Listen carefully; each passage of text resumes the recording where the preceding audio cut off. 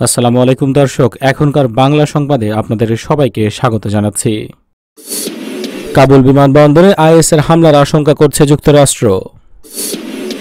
রাজধানী কান্দাহারে সরিয়ে নেবে তালেবান। পরমাণু সমঝোতা নিয়ে মার্কিন হতাশা প্রত্যাখ্যান করে যা বলল রাশিয়া। নিজেদের অস্ত্রে এবার শঙ্কিত যুক্তরাষ্ট্র। সময় এসেছে বিশ্বকে আমাদের শক্তি দেখানোর, বলছে তুরস্ক। কুকুর বিড়াল নিতে আফগানিস্তানে বিমান পাঠাচ্ছে ব্রিটেন।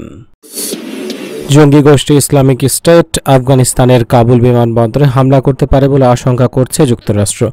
এমন পরিস্থিতিতে কাবুল বিমানবন্দর এড়িয়ে চলতে মার্কিন নাগরিকদের প্রতি নির্দেশনা দিয়েছেন তারা।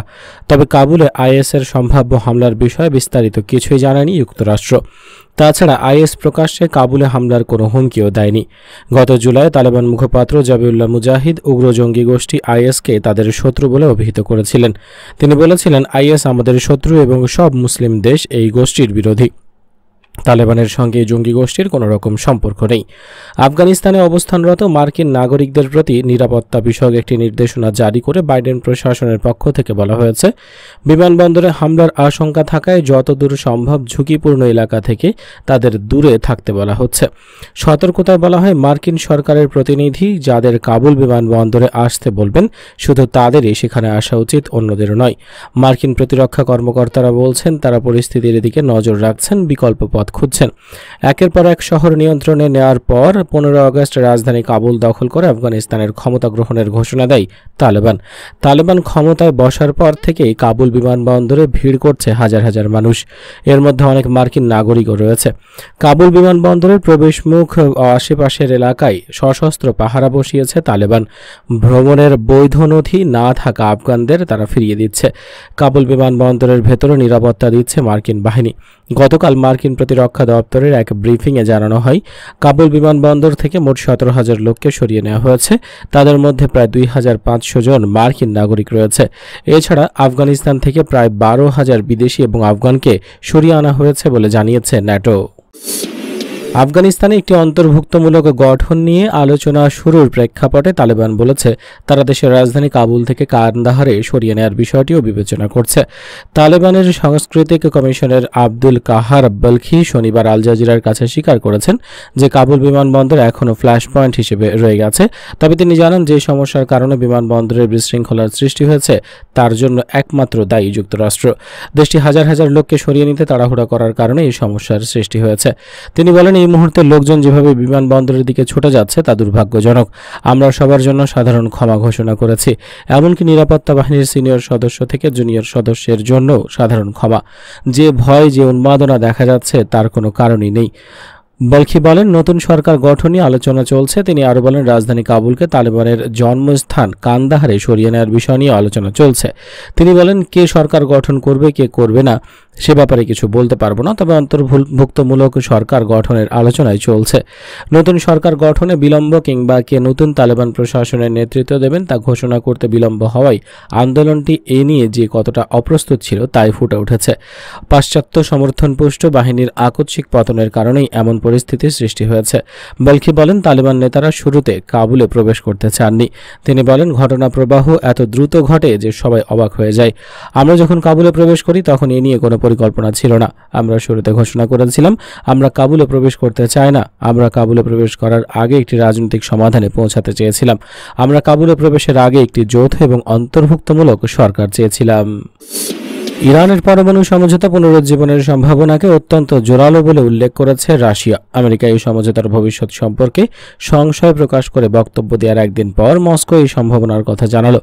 ভিয়েনায় পাশ্চাত্যের সঙ্গে ইরানের পরমাণু সমঝোতা পুনরুজ্জীবনের সংলাপে রুশ প্রতিনিধি দলের প্রধান মিখাইল উলিয়ানভ এক টুইটার বার্তায় বলেছেন, পরমাণু সমঝোতা পুনরুজ্জীবনের জোরালো সম্ভাবনা রয়েছে, যদিও এই ব্যাপারে শতভাগ গ্যারান্টি দেওয়া সম্ভব নয়। এর একদিন আগে আমেরিকার ইরান বিষয়ক বিশেষ প্রতিনিধি প্রতিনিধি রবার্ট মিলি পরমাণু সমঝোতার ভবিষ্যৎ নিয়ে গভীর সংশয় প্রকাশ করেছিলেন। তিনি দৈনিক ন্যাটসেককে দেয়া এক সাক্ষাৎকারে বলেন, এপ্রিলে শুরু হওয়া ভিয়েনা সংলাপ স্থগিত থাকায় এই সংশয় সৃষ্টি হয়েছে। ইরানে গত জুন মাসের প্রেসিডেন্ট নির্বাচনের আগে থেকে তেহরান ভিয়েনা সংলাপে প্রতিনিধি পাঠানো বন্ধ করে দেয়। ইরান জানায়, নির্বাচনের মাধ্যমে নতুন প্রশাসন গঠিত হওয়ার পর আবার আলোচনায় অংশ নেবে তেহরান। জুনের নির্বাচনে সৈয়দ ইব্রাহিম রাইসি ইরানের প্রেসিডেন্ট নির্বাচিত হলেও তার প্রস্তাবিত মন্ত্রিসভা এখনও পার্লামেন্টের অনুমোদন পায়নি। ফলে পরমাণু সমঝোতা পুনরুজ্জীবনের সংলাপে অংশগ্রহণ করা ইরানের পক্ষে সম্ভব হয়নি। কিন্তু এরই মধ্যে আমেরিকা একাধিকবার নিজের ধৈর্যচ্যুতির বহিঃপ্রকাশ ঘটিয়ে ফেলেছে। পরমাণু সমঝোতা পুনরুজ্জীবনের সুযোগ চিরকাল অবশিষ্ট থাকবে না। আমেরিকার সঙ্গে সুর মিলিয়ে একাধিক ইউরোপীয় দেশও একই ধরনের মন্তব্য করেছে। তবে মিখাইল উলিয়ানভ বলেছেন, শিগগিরই ইরানের অংশগ্রহণে ভিয়েনা সংলাপ আবারও শুরু হবে বলে আশা প্রকাশ করছেন তিনি। মার্কিন প্রেসিডেন্ট জো বাইডেনের দেয়া তথ্য মতে আফগান সেনাকে স্বয়ংসম্পূর্ণ করতে $1 ট্রিলিয়ন বেশি খরচ করেছে যুক্তরাষ্ট্র, যার সিংহভাগই খরচ হয়েছে প্রশিক্ষণ এবং সমরাস্ত্র কেনায়। আফগান সেনাবাহিনীর প্রশিক্ষণ যেমনই হোক না কেন, সবচেয়ে বড় বিষয় হচ্ছে বিপুল সেই অস্ত্র ভাণ্ডারের পুরোটাই এখন তালেবানের হাতে। তালেবান পুরো আফগানিস্তানের নিয়ন্ত্রণ নেওয়ার পর বিমান বাহিনীর কিছু বিমান এবং হেলিকপ্টার অন্যত্র সরিয়ে নেওয়ার দাবি করা হলেও মাইন নিরোধক গাড়ি থেকে শুরু করে অত্যাধুনিক হেলিকপ্টার, ড্রোন, অস্ত্র সম্ভার এখন তালেবানের কবজায় রয়েছে। 2 দশক আফগানিস্তানে কথিত সন্ত্রাস বিরোধী অভিযান চালিয়েছে মার্কিন সেনারা। সে সময় তারা আফগান সেনাবাহিনীকে শক্তিশালী হিসেবে গড়ে তুলতে $1 ট্রিলিয়ন ব্যয় করে। প্রশিক্ষণ বাবদ খরচের বাইরে এটা একটা বিরাট অংশ খরচ হয় সমরাস্ত্রের পেছনে।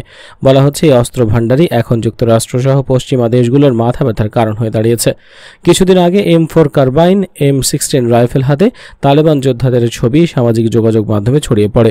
সেগুলো দেখে অনেকে চমকে গেলেও মূলত সেগুলো ছিল নিতান্তই স্মল আর্মস। অত্যাধুনিক হামভির ওপর দাঁড়ানো তালেবান যোদ্ধাদের ছবিও দেখা যায়। জানা গেছে, এই পরিস্থিতিতে তালেবানের হাতে ঠিক কী পরিমাণ অস্ত্রশস্ত্র রয়েছে তা খতিয়ে দেখতে শুরু করেছে পেন্টাগন। দেশীয় প্রযুক্তিতে অত্যাধুনিক প্রতিরক্ষা সরঞ্জামাদি তৈরি করে বিশ্বকে তাক লাগিয়ে চলেছে রিসেপ তাইয়েপ এরদোগানের দেশ তুরস্ক। ইস্তানবুলে আয়োজিত আন্তর্জাতিক প্রতিরক্ষা শিল্প মেলায় 5ম প্রজন্মের স্টেলথ ফাইটার জেট এবং ড্রোন প্রদর্শন করেছে দেশটি। একে তুরস্কের জন্য মর্যাদার বলে মন্তব্য করেন ন্যাশনাল কমব্যাট এয়ারক্রাফট প্রকল্পের ভাইস প্রেসিডেন্ট জেনগিন। করোনা মহামারীর মধ্যেই তুরস্কের সামরিক খাতে ব্যাপক উন্নতি হয়েছে। এ বিষয়ে তুরস্কের প্রতিরক্ষা ঠিকাদার প্রতিষ্ঠান রোকেস্তানের জেনারেল ম্যানেজার মুরাদ ইকিনিসি বলেন, এখন সময় এসেছে বিশ্বকে আবার আমাদের শক্তি দেখানোর। তিনি আরও বলেন, সব ধরনের ক্ষেপণাস্ত্র প্রতিরক্ষা ব্যবস্থা তুরস্কের নিজস্ব প্রযুক্তিতে তৈরি হচ্ছে। অত্যাধুনিক যুদ্ধবিমান থেকে শুরু করে নানা প্রতিরক্ষা সরঞ্জাম তৈরি করছে দেশটি। দীর্ঘদিন ধরেই অত্যাধুনিক এবং আধুনিক প্রযুক্তি ব্যবহার করে বিমান, ক্ষেপণাস্ত্র সহ নানা ধরনের প্রতিরক্ষা সরঞ্জামাদি তৈরি করতে সক্ষম হয়েছে তুরস্ক। তবে এর পেছনে রয়েছে অনেক কারণ। মুরাদ বলেন, একটি দেশ হিসেবে সন্ত্রাসবাদের বিরুদ্ধে সবচেয়ে সংকটময় পরিস্থিতি পার করতে হয় তুরস্ককে। একসময় সীমান্তে হুমকি মোকাবেলায় পণ্য কিনতে সক্ষমতা ছিল না। এই জন্য আমরা দ্রুত নিজেকে চাহিদা মেটাতে পদক্ষেপ নিতে বাধ্য হই।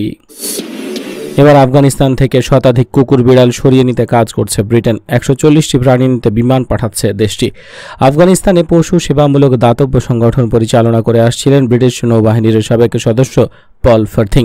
সেখানে তার স্টাফ সহ শতাধিক কুকুর এবং বিড়াল আছে। নিজের পশু সেবা সংগঠন নওজাদ, তার সহকর্মী, তাদের পরিবার এবং কুকুর বিড়ালগুলোকে নিরাপদে আফগানিস্তান থেকে সরিয়ে নেওয়ার অনুরোধ জানান পল। কুকুর বিড়ালগুলো আনতে কিছুদিনের মধ্যে বিমান পাঠানো হতে পারে। একটি কার্গো বিমানে করে যেন প্রাণীগুলোকে নিরাপদে কাবুল বিমানবন্দর থেকে নিয়ে যাওয়া হয়, এই জন্য বড় অঙ্কের অর্থ সংগ্রহ করেন ফার্থলিং। কিন্তু বিমানবন্দরের বর্তমান পরিস্থিতি একেবারেই নাজেহাল। 140টি কুকুর, 60টি বিড়াল এবং 12টি গাধা রয়েছে। এগুলোকে বিমানবন্দর পর্যন্ত আনাটাই জটিল মনে হচ্ছে। তালেবান আফগানিস্তানের ক্ষমতা দখল করে নেয় আতঙ্কে দেশ ছাড়ছেন বহু মানুষ। বিদেশিরাও নিজ নিজ দেশে ফিরে যাচ্ছেন। এরই মধ্যে প্রাণীগুলোকে নেয়ার ব্যবস্থা চলছে।